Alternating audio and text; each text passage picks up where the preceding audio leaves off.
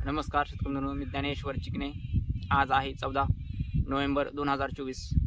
तर आपला पुढील हवामान अंदाज 30 नोव्हेंबर पर्यंतचा, म्हणजेच एकूण जर पाहिलं आपण तर 16 दिवसाचा हवामान अंदाज आहे। या 16 दिवसामध्ये आपल्या राज्यामध्ये कोणते कोणते बदल होणार प्रामुख्याने, त्या बदलापासून काही पावसाची शक्यता आहे का, किंवा मोठा पाऊस येण्याची शक्यता आहे का, किंवा थंडी त्यामध्ये कडाक्याची वाढ होऊ शकते का, आपण या अंदाजामध्ये पाहणार आहोत। तर आज 14 नोव्हेंबर, तर आज फक्त सांगली, सातारा, कोल्हापूर आणि सोलापूर या जिल्ह्यामध्ये, रत्नागिरी, सिंधुदुर्ग या जिल्ह्यामध्ये तुरळक ठिकाणी पावसाची शक्यता आहे। जास्त स्वरूपामध्ये पावसाची शक्यता नाही, तुरळक ठिकाणी जास्त, म्हणजे तुरळक ठिकाणीच पावसाची शक्यता आहे। असा मोठा पाऊस किंवा लयच असं जोरदार स्वरूपाचा किंवा क्षेत्राने मोठा पाऊस, अशा पावसाची शक्यता सुद्धा त्या जिल्ह्यामध्ये नाही। हलक्या स्वरूपामध्ये पावसाची शक्यता, हलक्या ते किंवा मध्यम स्वरूपामध्ये पावसाची शक्यता आज आणि उद्यापर्यंत तिथं सांगली, सातारा, कोल्हापूर, परत सांगतो, सांगली, सातारा, कोल्हापूर आणि सिंधुदुर्ग, रत्नागिरी या जिल्ह्यामध्येच। आणि इकडे जर आपण पाहिलं तर नगर, बीड या जिल्ह्यामध्ये सुद्धा पावसाची शक्यता नाही। तसेच लातूर आणि धाराशिव या जिल्ह्यामध्ये मात्र थोडीफार एखाद दोन ठिकाणी किंचित, म्हणजे 99% भूभागामध्ये पावसाची शक्यता नाही, पण 1% समजा आपण गृहीत धरू शकतो। एखाद्या वेळेस कुठे 4-2 थेंब पाऊस शकतात, त्यामुळे 1% आपला सूट। तर त्यामुळे म्हणजे ह्या भागामध्ये पावसाची शक्यता नाही, पण ढगाळ वातावरण मात्र ह्या भागामध्ये मोठ्या प्रमाणावर राहण्याची शक्यता आहे। बऱ्याच व्यापक प्रमाणामध्ये ढगाळ वातावरण राहण्याची शक्यता आहे त्यामध्ये। आणि दुसरा जर भाग पाहिला आपण तर म्हणजेच मराठवाड्याचा काय भाग, त्या मराठवाड्यामध्ये म्हणजेच परभणी जिल्ह्यामध्ये सुद्धा ढगाळ वातावरण राहील। जालना जिल्ह्यामध्ये सुद्धा ढगाळ वातावरण या 2 दिवसामध्ये, आज आणि उद्या। तसेच हिंगोली जिल्ह्यामध्ये मात्र कमी ढगाळ वातावरण राहील।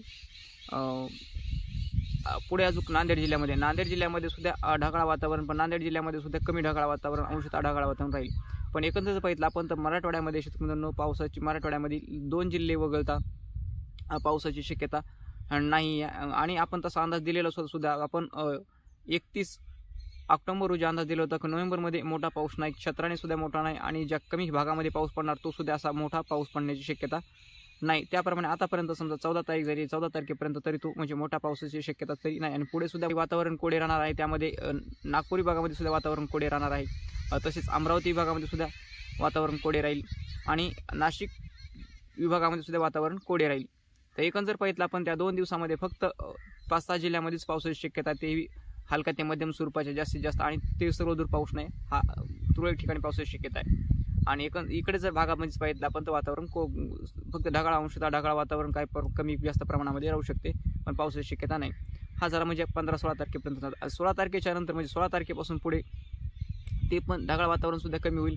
आणि थंडीमध्ये मात्र वाढ, 18 तारखेपासून थंडीमध्ये अजून चांगली वाढ होण्याची शक्यता आहे। थंडीमध्ये वाढ होऊन ती थंडी नागपूर विभागामध्ये थंडी चांगली आपल्याला जाणवेल, नागपूर विभागामध्ये, अमरावती विभागामध्ये, तसेच मराठवाडा विभागामध्ये, नाशिक विभागामध्ये। आणि एकंदर पाहिलं आपण तर थंडी आहे ही संपूर्ण महाराष्ट्रामध्ये 27 तारखेपर्यंत थंडी राहील, चांगली थंडी राहील। त्यामध्ये म्हणजे सरासरी इतकी थंडी राहण्याची शक्यता आहे। पण कडाक्याची थंडी, म्हणजे कडाक्याची थंडी आपण सुद्धा लाट थंडीची लाट म्हणतो, पण त्याला थंडीची लाट मात्र अजून 27 तारखेपर्यंत तरी थंडीची लाट येण्याची शक्यता नाही।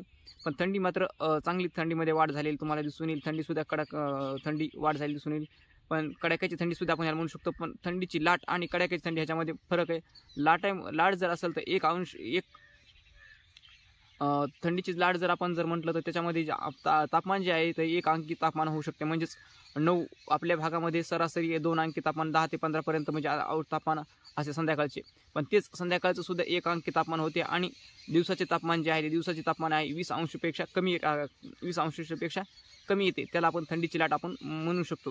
पण तशी थंडीची लाट मात्र 27 तारखेपर्यंत येण्याची शक्यता नाही।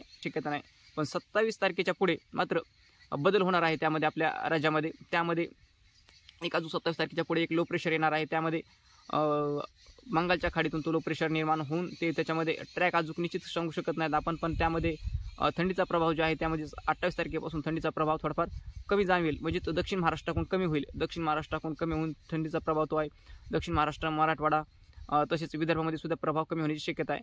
पण 28 पासून 28, 29, 29, 30 या तारखेला मात्र आपल्या राज्यामध्ये थोडेफार काही भागामध्ये अंशतः ढगाळ वातावरण राहण्याची शक्यता आहे 28, 29, 30 तारखेला. तर ढगाळ वातावरणाची शक्यता आहे. पुढे पाऊस कितपत पडण्याची शक्यता आहे किंवा पाऊस किती येईल हे आपण अंदाजामध्ये नंतरचं सांगूच, पण त्यामध्ये वातावरणामध्ये मात्र बदल होणार आहे. 28, 29, 30 तारखेला मात्र वातावरणामध्ये बदल होण्याची शक्यता आहे. तर हा झाला आपला 30 तारखेपर्यंतचा अंदाज. आणि एकंदर आपण जर पाहिलं तर नोव्हेंबरमध्ये म्हणजे 30 नोव्हेंबर, तर आपण जर मागीलचे 1 नोव्हेंबरपासून तर 30 नोव्हेंबरपर्यंत जरी धरला आपण एक विशेषतः म्हणजे आपल्या राज्यामध्ये एक कुठल्याही भागामध्ये मोठ्या पावसाची शक्यता 14 तारखेपर्यंत नव्हती आणि पडलेला सुद्धा नाही. म्हणजे क्षेत्राने मोठा 4-5 जिल्हे वगळता आणि पुढे 30 तारखेपर्यंत सुद्धा काही मोठ्या पावसाची शक्यता नाही, तो पण क्षेत्राने असा मोठा असणारा पाऊस. तर हा झाला आपला अंदाज.